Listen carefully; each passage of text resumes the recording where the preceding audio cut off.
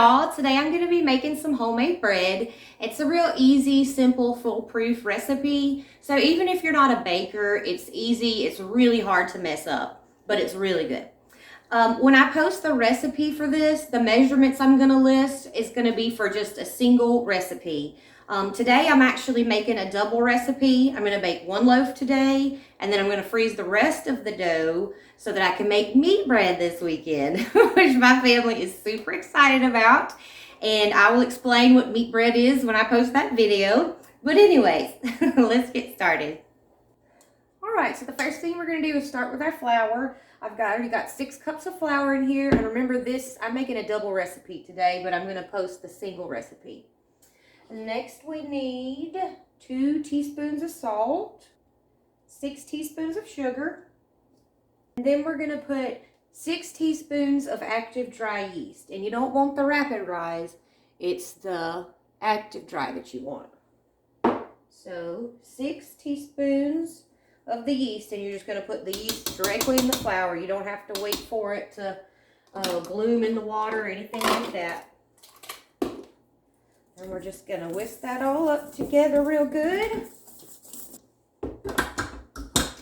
And you don't have to have a stand mixer to make this. I've made it by hand for it. You know, it's just more labor intensive, but you can. And part of this, you have to knead by hand. You can't do it all in the stand mixer.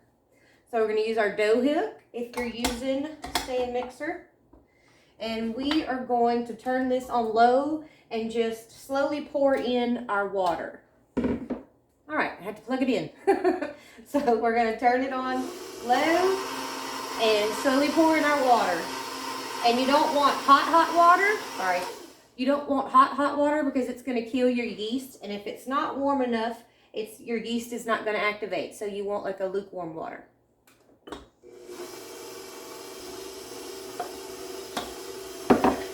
All right, we've got our water in there. I'm just going to turn it up a little bit more.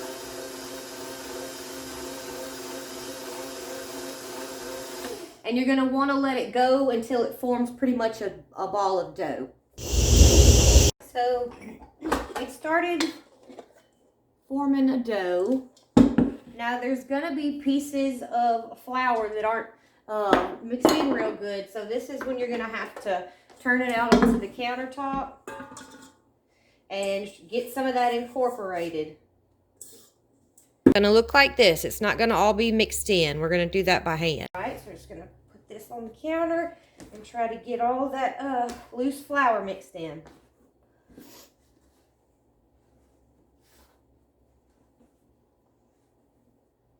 And I do wear an apron when I do this because I make a big mess. I usually always make a mess, but more so with this.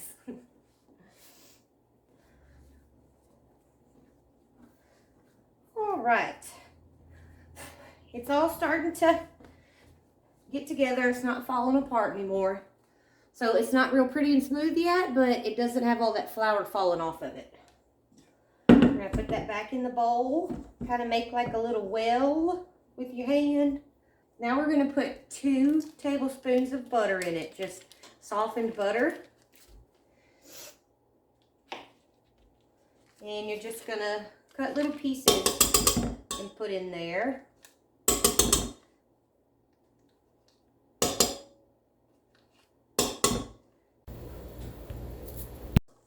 Alright, we're going to put that back on here.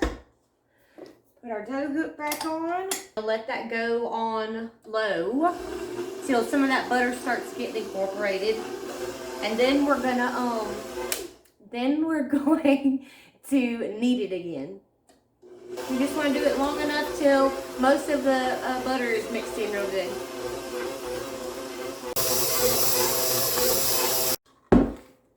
So the butter's mixed in there pretty good. Let me move this out of the way so I can show you how I knead it. And there's some flour on the counter, but that's okay. We need it on there. All right, so this is what the dough looks now. It looks like now. I don't know how well you can see it, but it's still got some pieces where it's not real smooth. So now we're just going to knead with our hands for a few minutes until the dough starts getting a lot smoother. And what I do is I just use the palm of my hand and just push and squeeze and pull, push, squeeze, push, squeeze. And it comes together pretty quickly. You'll notice the texture, the change in texture of the dough.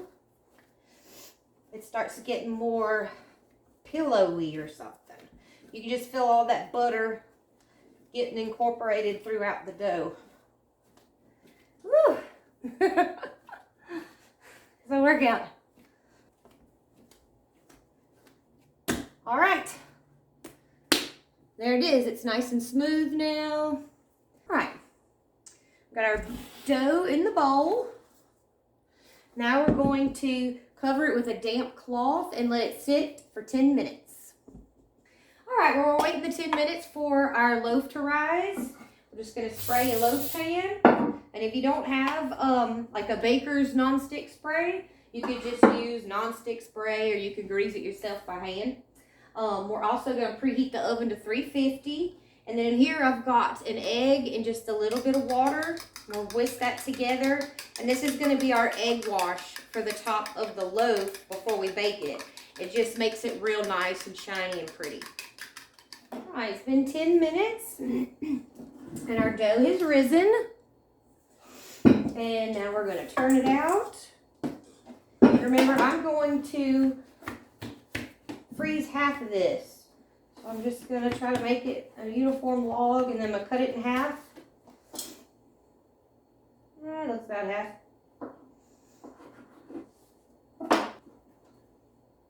Okay. Just gonna roll this into a little log. I guess you really don't have to. Then we'll put that in the Ziploc bag. Roll that up, freeze it for this weekend for meat bread. Now, I'm gonna cut this piece in half again. And we're gonna knead it a little bit. And just roll it into little logs. I just start in the middle and work my way out.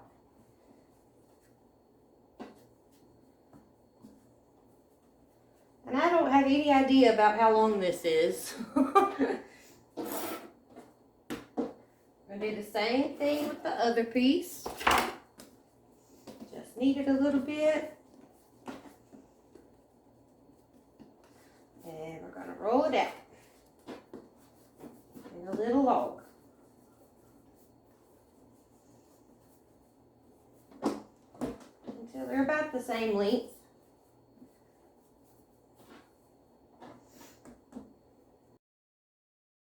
All right, so now we're gonna take our two pieces. Let me see where I can show you. We're gonna take the ends and just kind of roll them under and press them together. And then we're gonna take them and we're just kind of roll them over on each other. Just kind of braid them together.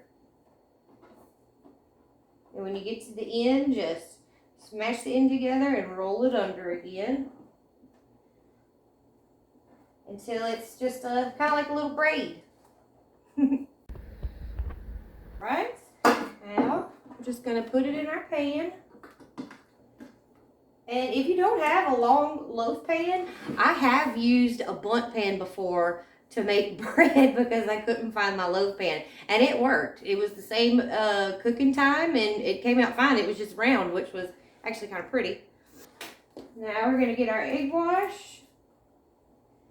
And you're just gonna brush the top of it and all the sides.